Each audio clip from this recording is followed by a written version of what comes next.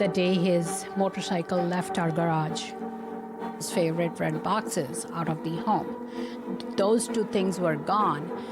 My soul knew that it's not a break. He's slowly exiting the house, the marriage, the relationship.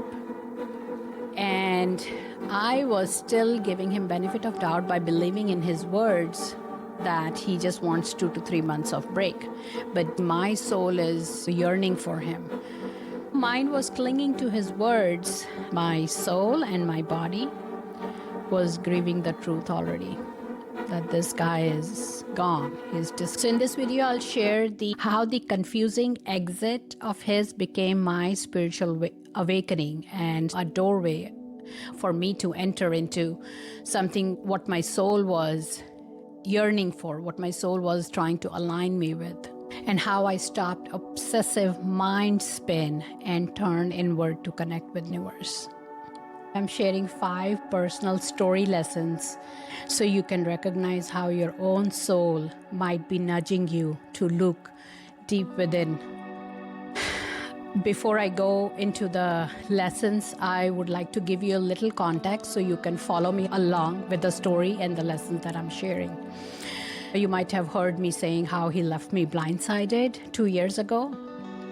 In 2023, I was visiting my parents overseas with my children, 10,000 miles away from, and I was gone for 2 months. And those 2 months, he did not talk to me much, just very little 5-minute call, very formal. Hey, how you doing? How's everybody? What did you eat? How was your day?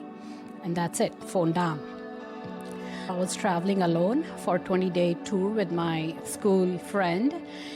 He did not call at all, so I called him, and at that time he was actually not even in our home here. He was traveling for work on the other side of the country, living out of hotel, going to work, coming back in the hotel, and I was missing him really. I was traveling in a very remote place, and I called him and I got emotional. I said, I'm missing you. You don't call me, you don't talk to me. And I'm wondering about you because you're also not home. You're staying in the hotel, so I'm concerned that you're in a strange place, just going to work, coming back in hotel. So I'm also thinking about you. He said, no, don't worry about it. I'm fine. You enjoy your trip. And so those 2 months, he barely talked to me, very formal conversations, 2 to 3 minutes. When I come back to US here, he said, why don't we try therapy? Because you were feeling certain way. I said, okay, I'm open to it. So here we go to couples therapy. We tried couples therapy, and I would do all the homework the therapist would give us. I would do my part, and he would not do his homework. So whenever we go into these sessions, the therapist would ask him, so what did you do? Did you do your homework? Did you talk to her? Did you spend time with her? His answer in words and his body language said everything to me. His answer was, no, I was busy, whatever excuse he would make. No, she didn't make a plan for us to go on a date. Those were his words. And his actions, he just don't want to put in the work and the effort it takes. You can tell from the body language and from reading the energy. I am pretty good at feeling people's energy before I believe their words. His energy was disconnected, his body language was disconnected, and his words were saying something else. So that didn't go anywhere.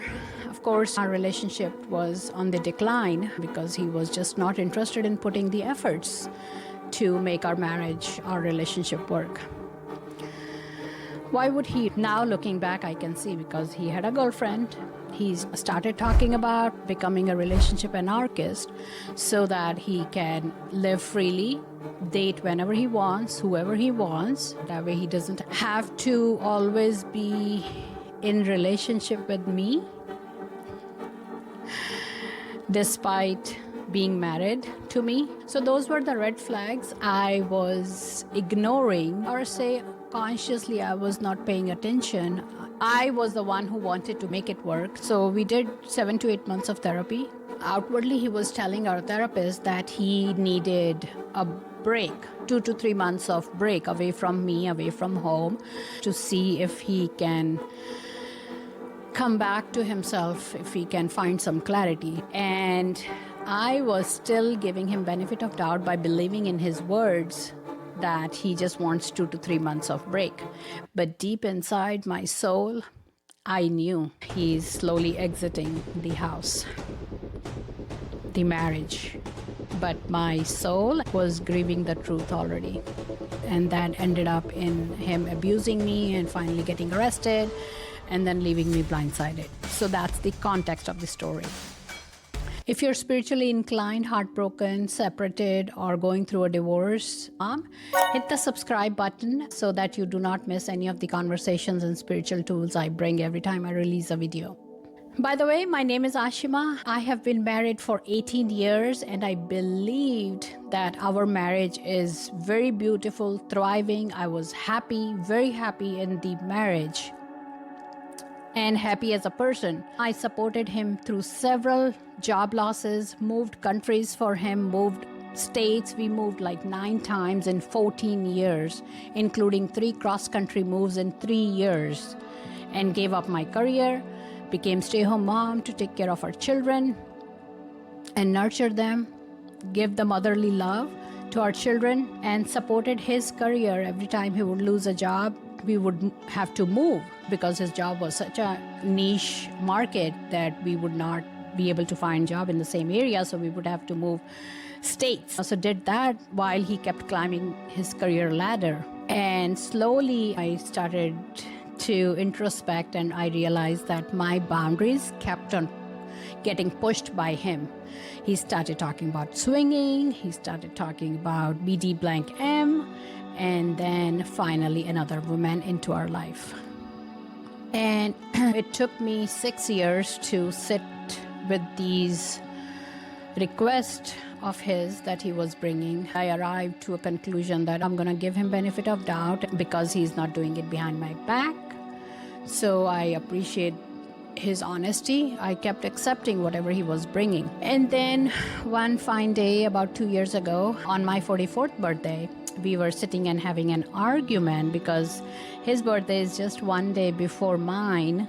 He is 16th, I'm 17th, just same year. Yes, he's literally one day older than me. We're just one day apart. That year, he told me he wants to celebrate his birthday with his girlfriend. This time I want to do it differently, not celebrate with you or kids, but do it with my girlfriend. So he went to her place for 3 days. He celebrated his birthday with her and then came home on Sunday, which was my birthday, and said, what do I want to do? I said, however you want to celebrate me, you can celebrate. So he books a dinner for us that evening. And then we were sitting on the couch, started talking, and then that became an argument. And he abused me. I got marks. And I stood up because he did not even apologize, abusing me, hitting me. And I got upset. I'm like, number one, you don't apologize. Number two, it's my birthday. You have no shame. What kind of person are you? He was not agreeing that it is his mistake. He hit me. Deflection, right? So I stood up. I said, if I show this to police, they will tell you whose mistake it is. He said, no, you don't have to tell them. I will call 911. And there he goes. He calls 911. They come. They interview us separately. They saw the marks on my body and decided to arrest him under DV.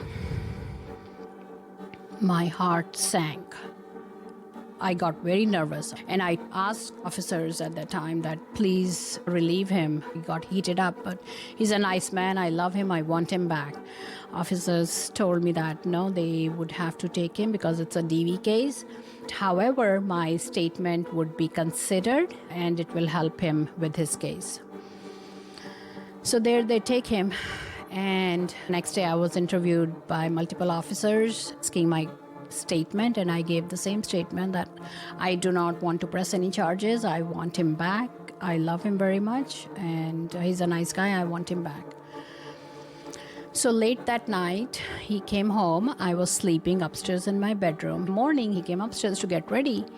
I saw him. I'm like, oh, you came back. When did you come back? I did not know. So he told me he came back last night. Then he went to work, and the entire week he did not speak to me much. He'll go to work, come home, eat dinner, watch TV, and go to bed. He did not talk to me much. That Saturday morning, I was getting ready upstairs in my bedroom, and he came up and started packing his suitcase. And I asked him, why are you packing? Because I had no idea what plans he has. Where is he heading? I had no clue. Then he drops the bomb that I do not want to live with you anymore. And he was ashamed while he was saying, his head was down. And he packed his suitcase and left within an hour. Boy, I cannot tell you how my world turned upside down, how I spinned. I shattered into a million pieces. I did not know what to do. My heart broke. I was traumatized. I'm like, we had such a nice, thriving marriage, and what happened to this guy I was least expecting? Never would think in my wildest dreams. Then I tried all the popular advice. Everybody say, go take a therapy, go for a walk, go for exercise, talk to friends, lean on friends, join support groups, all of that I was doing. But deep inside me, my soul was crushed. My soul was shattered. I was not becoming whole. It was not healing. I would feel good in the moment when I talked to the therapist. But then after that 45, 50-minute session, things are back to painful hurt, that betrayal, that traumatized mind. Then I started applying all these spiritual principles I have been learning for 9 years now. And I healed within 4 months from soul up and started to rebuild my life from ground zero. And I'm so proud of myself. I cannot tell you how meaningful that healing was, that uplifted me, that built me and helped me own myself, helped me know who I am and ground in that spirit. That's why these subtle moments like motorcycle living became our doorway to my awakening. Lesson 1. Your soul knows before his words. Like I described you earlier in the video that we were taking couples therapy, and he told our therapist that he wants 2 to 3 months of break. He took that motorcycle out of our garage and he took his favorite red box, but his words were saying that he needs a break, 2 to 3 months separation from me, away from home, telling our therapist it's a temporary break. The therapist also agreed that he said, Ashima, let him take the break that he wants. We'll come back better. Give him that space he needs. But his energy and his actions were telling me this is a permanent exit. My soul recognized that. As we evolve in our spiritual growth, you already know inside your soul what is happening, because you start to read energy, you start to become intuitively more connected to your own intuitions, to your own energy. Even though his word says temporary break, but my soul knew he's out. And when you start to read your own soul's energy, start to ground in your intuition, that becomes your North Star in navigating life's challenges, because then you are not getting bullied by other people's words or actions or your language. Then you really deep down, you really know what is the truth. So when you start to know the difference between their words and their actions versus what your soul is telling you, is the first spiritual step that you are not self-gaslighting you. So I want to invite you to pay attention to your own story where you can see their words, but it's not matching with their actions.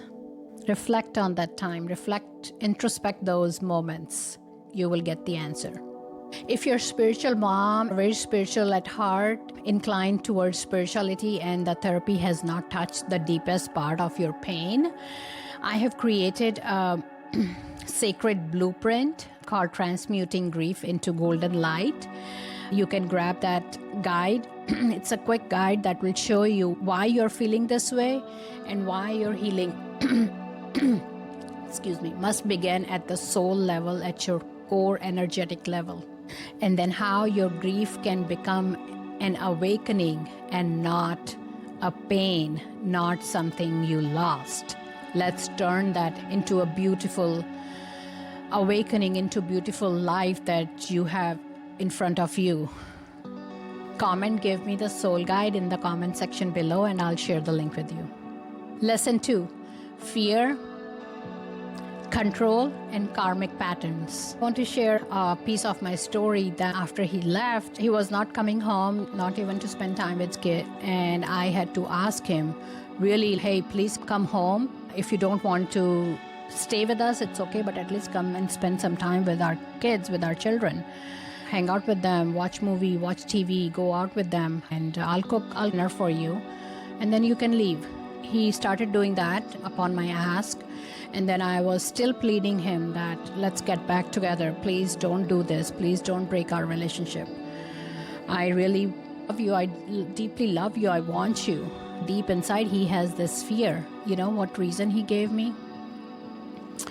He said, Ashima, I cannot live with you anymore because if I come back and let's say we are driving together and let's say I'm speeding just even 5 miles over the speed limit and cop catches me and sees me sitting with you, then looking at my background, looking at my record, they will immediately see that he has been arrested under DV and now he's with her again and he's speeding. So let's arrest him and put him behind bars because he is with her again and he's not a safe person with her.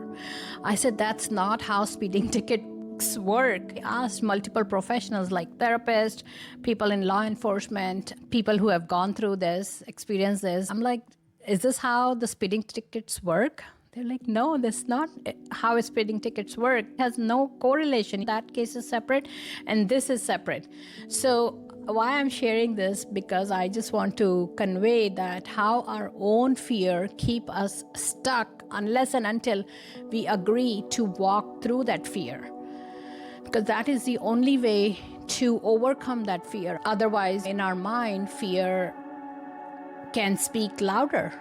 And if we feed into that fear, sure enough, you'll see that manifest in your physical reality. My point is that people who don't heal from their fears, from their thought patterns, from their sanskaras, because those are very deeply ingrained in their subconscious mind, and unless and until they don't work on those deep-rooted trauma, pain, fear, anxiety, control, see that these unhealed fear and unhealed insecurities playing in front of them.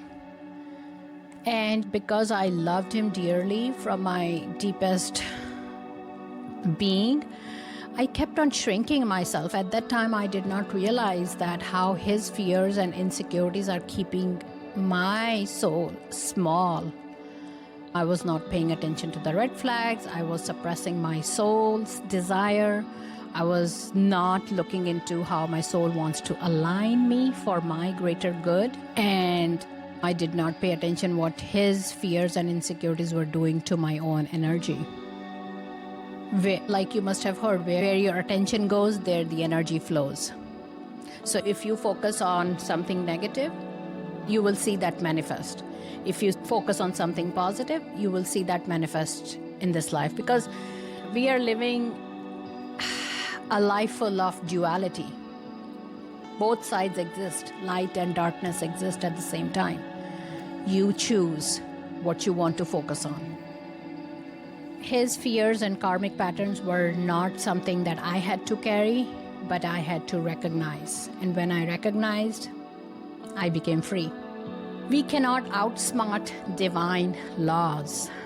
Repeated fearful choices manifest in our own life.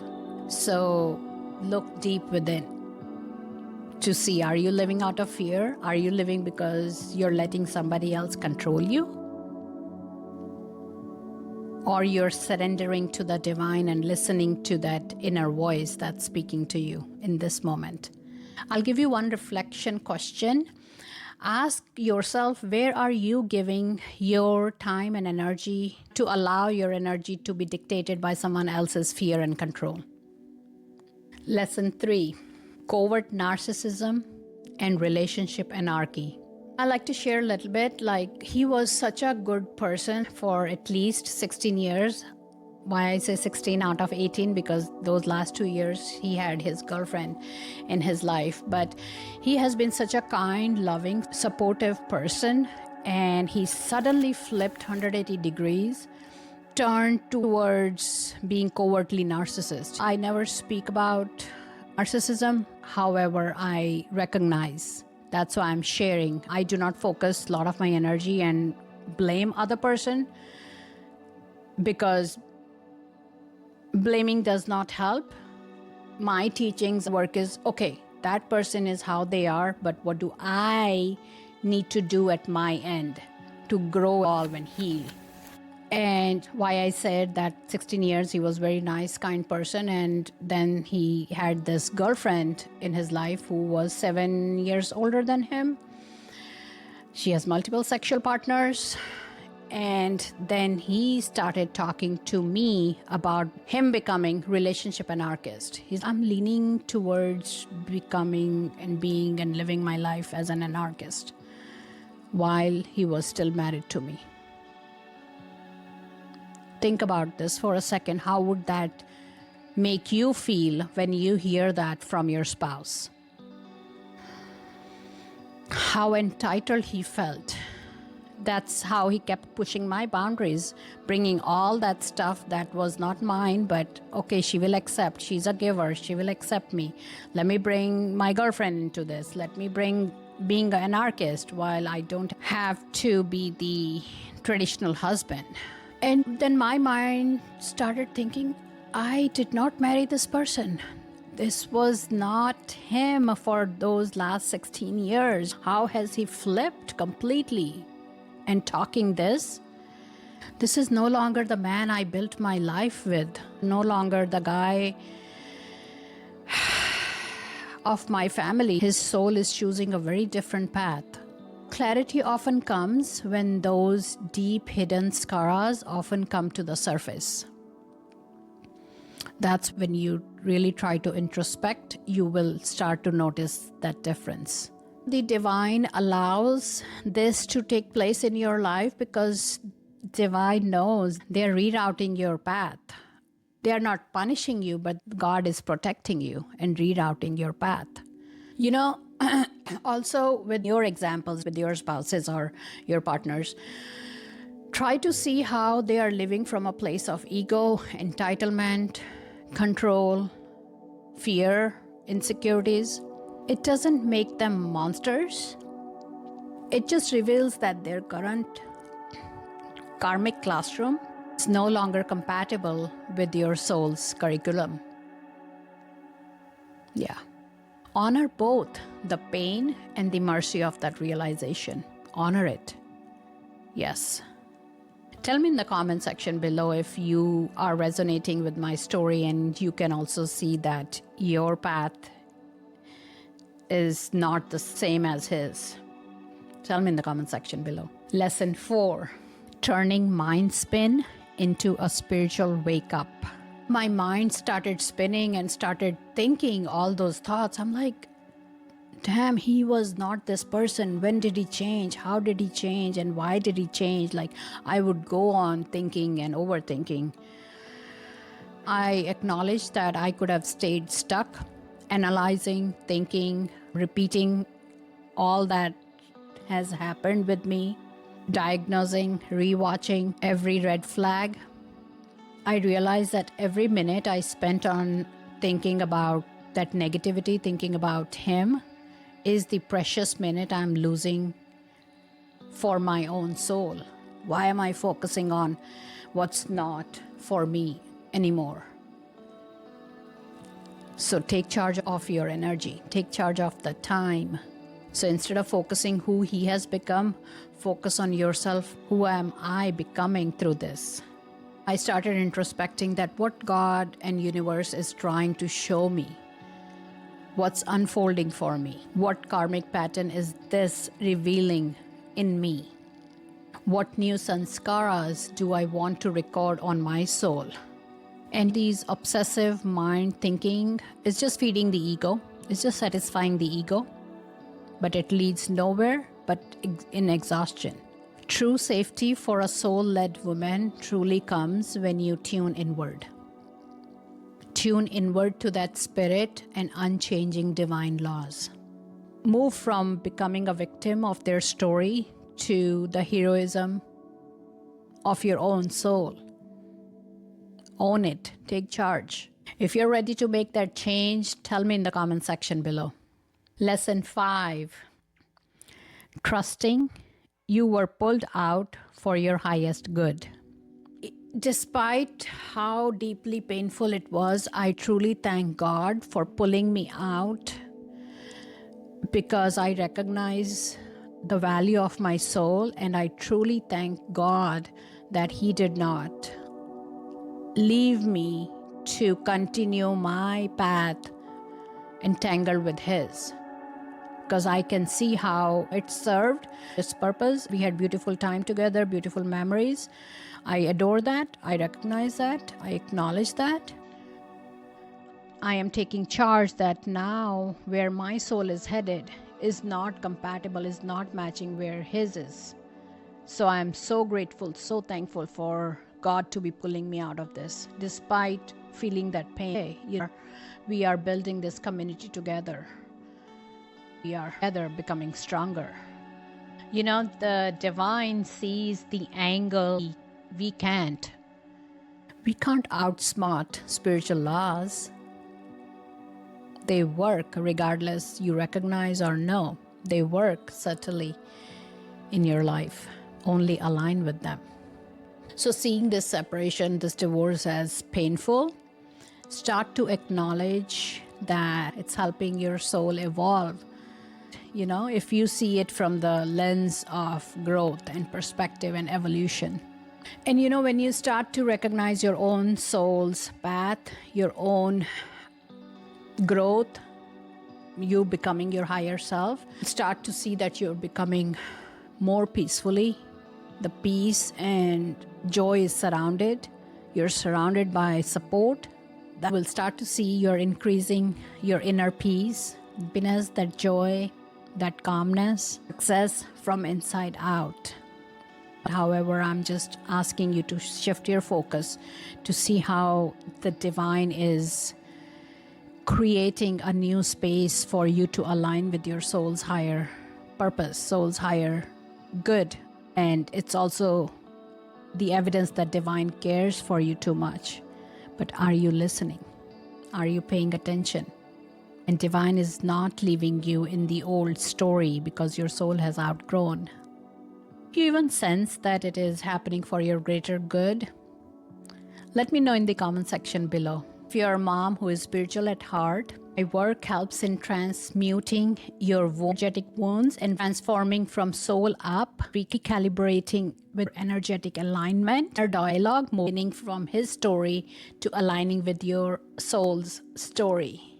If you'd like to connect with me, my work is transformative, and it's only for moms who are spiritually inclined, spiritual at heart. You can connect with me. I've left the link for you in the description box below. I'd be honored to walk with you through this heartbreak and separation and this painful time, so you don't have to go through this alone. If this video resonate with you, watch my next video on the screen, From Devastating Heartbreak to Inner Peace, spiritual healing journey that I walk you step by step. Thank you for watching. I'll see you in the next video. Bye for now.